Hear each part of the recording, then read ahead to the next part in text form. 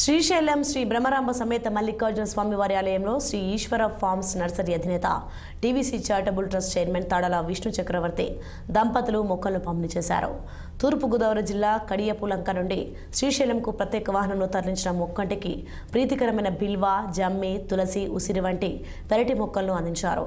అక్క మహాదేవి అలంకార మండపంలో కార్తీక మాసాన్ని పురస్కరించుకొని నిర్వహించిన కేదార గౌరీ వ్రతాల్లో పాల్గొన్న భక్తులకు ప్లాంట్స్ పంపిణీ చేశారు.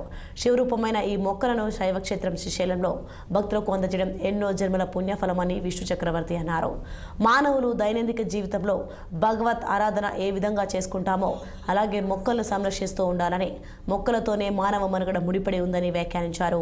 శివ సన్నిధిలో నీలకంఠీశ్వరుడి ప్రతిరూపాలైన మొక్కలను అందుకున్న శివ భక్తులు తడాల కుటుంబానికి దీవెనలు అందించారు.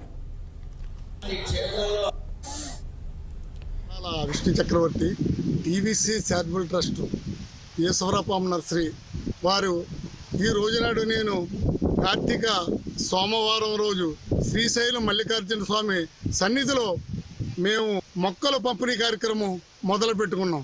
ఈ రోజునాడు వ్రతం మేము చేసుకుని భక్తి శ్రద్ధలతో ఇక్కడ మొక్కలు ప్రతి ఒక్కరికి ఉసిరు మొక్క కానీ, మారేడు మొక్క కానీ, మొక్కలు మంచి మంచి మొక్కలన్నీ మేము అందరికీ భక్తులకి పంచిపెట్టినాం. మాకు ఈ అవకాశం ఇచ్చిన ఒక ట్రస్ట్ వీళ్ళ సమక్షంలో అందరికీ కూడా మాకు అవకాశం ఇచ్చిన అందరి పెద్దల అందరికీ కూడా ట్రస్ట్ వారికి కానీ అందరికి కూడా మా హృదయపూర్వక నమస్కారాలు. నమస్తే శివయ్య.